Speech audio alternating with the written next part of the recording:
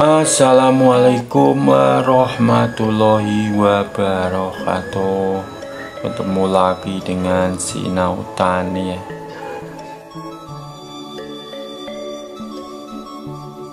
Kali ini Sinau Tani sudah ada di tempat penggilingan padi ya. Dan tentunya penggilingan padi menyediakan tempat pengeringan padi ya. Ini adalah metode pengeringan padi ya yang belum modern ya. Kalau di era sekarang ini sudah sangat modern ya, cara pengeringan padi sudah menggunakan oven ya. Dan pengeringan padi manual ini menggunakan alat seperti ini ya, sorok dan ceker ya. Penggunaan sorok adalah untuk membalik gabah itu sendiri ya, atau padinya ya. Dan kebanyakan petani padi dulu itu menggunakan sistem manual seperti ini ya.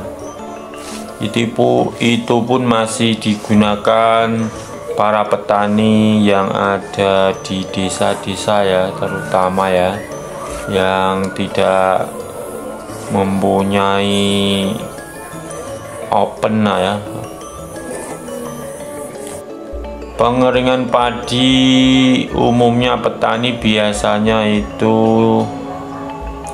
kalau padinya tidak laku atau terjual murah ya, istilahnya kalau ditebas atau dibeli tengkulak dengan harga murah itu kayaknya petani itu kasihan sama padinya ya. Karena selama 3 bulan itu sudah bekerja keras ya, dan itu termasuk juga bentuk kekecewaan petani ya, dengan membawanya pulang atau dijemur di rumah dan disimpan ya. Mungkin kalau ada keperluan baru dijual ya, tentunya dijual berupa beras ya. Biasanya itu dijual beras kalau ada kebutuhan ya, gabahnya itu digilingkan di tempat penggilingan, terus berasnya dijual ya kepada pedagang-pedagang.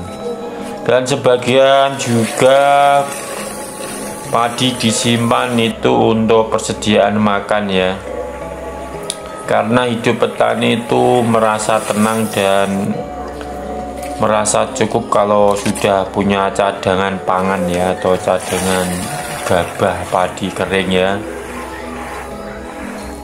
sehingga tidak merasa kekurangan ya, sudah merasa cukup karena makanan pokok utamanya ada ya untuk mengisi perut ya. Ada juga yang padinya itu dikeringkan sendiri karena itu tadi ya, karena sudah bekerja selama 3 bulan lebih itu hanya laku murah ya, sehingga dia keberatan dan dibawa pulang ya untuk dilakukan pengeringan.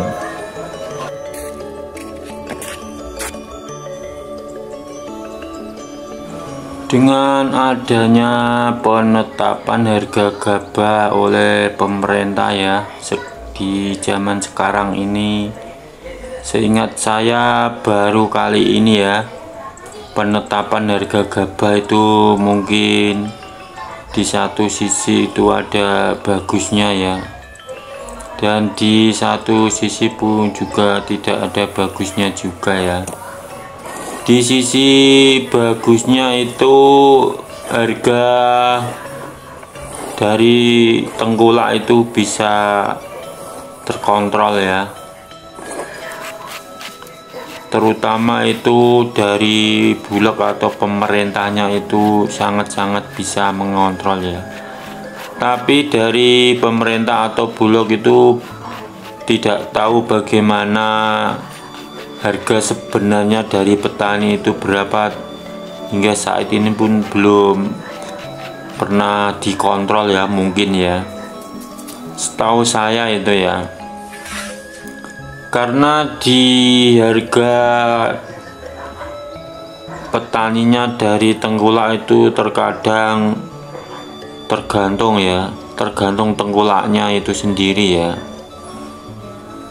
Karena petani itu tidak tahu harga sebenarnya dari atas berapa dan tengkulaknya harus membeli berapa, itu petaninya pun kadang banyak yang belum tahu ya. Ya setidak-tidaknya kalau penetapan harga sekarang itu ya 6.500 ya, itu petani tahu, tapi masih juga dia itu istilahnya apa ya, terlalu manut pada tengkulak ya, karena tengkulak itu perannya besar ya dalam pemberian gabah atau padi di lahan itu ya, dan sering juga bisa apa ya, mempermainkan itu bisa juga ya, sering juga kalau petaninya itu betul-betul kepepet atau sawahnya itu betul-betul menyendiri atau terlalu jauh, itu bisa disalahgunakan juga ya. Terkadang ketika parinya itu roboh atau terkena hama, itu bisa juga ya, dan imbasnya juga ke petani juga ya kalau menurut saya ya. Ya bukannya ini menjelek-jelekan tengkulak itu, bukan ya, tapi kenyataan di lapangan itu memang sering begitu ya. Karena menurut saya itu petani itu orangnya jujur ya, dan mau menerima apa adanya ya, kebanyakan ini ya di tempat saya ya. Kalau tidak ada persatuan atau persatuan tani ya istilahnya di desa, kelompok tani itu terkadang harga pun sulit ya dikendalikan ya, mau patokan harga berapa itu sulit ya, tergantung kekompakan petani lah menurut saya kalau soal harga itu mungkin ya. Dan peran yang paling besar dalam harga di lapangan sendiri itu tentunya ya tengkulak itu ya.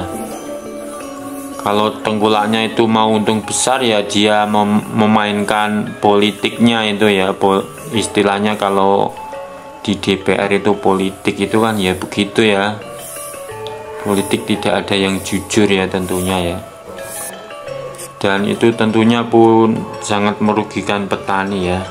Dan pasti tengkulak itu pun tidak mau rugi ya biasanya.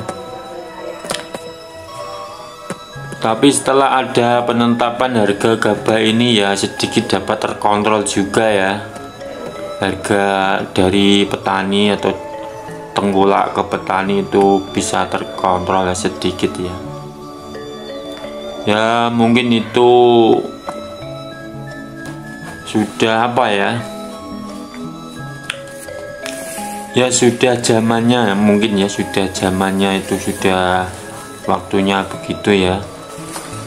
Dan harapan petani, khususnya saya juga petani ya, kedepannya itu ya mungkin bisa pemerintah itu bisa mengontrol lebih bagus ya, lebih bagus lagi harapan saya ini, khususnya saya sendiri ya. Mungkin itu kalau Bulog atau pemerintah itu langsung membeli gabah itu dari petani itu sendiri itu mungkin lebih bagus ya. Itu menurut saya sendiri ini ya, pendapat saya sendiri ini. Sehingga petani itu tidak rugi terlalu banyak ya, dan pemerintah pun tahu sebenarnya apa yang terjadi pada petani ya. Oke, mungkin begitu dulu ya dari Sinau Tani ya. Mungkin kalau ada tutur kata yang kurang pas bagi penonton atau yang mendengarkan ya mohon maaf saja ya, ini hanya sekedar ocehan saja ya. Dan kalau ada kekeliruan dalam berbicara, saya mohon maaf ya. Bukannya saya sok pintar atau menggurui, bukan ya, tapi itu hanya pendapat dari saya ya. Yang penting petani itu terus berusaha ya, itu yang utama ya. Dan maju terus petani Indonesia, jangan menyerah ya.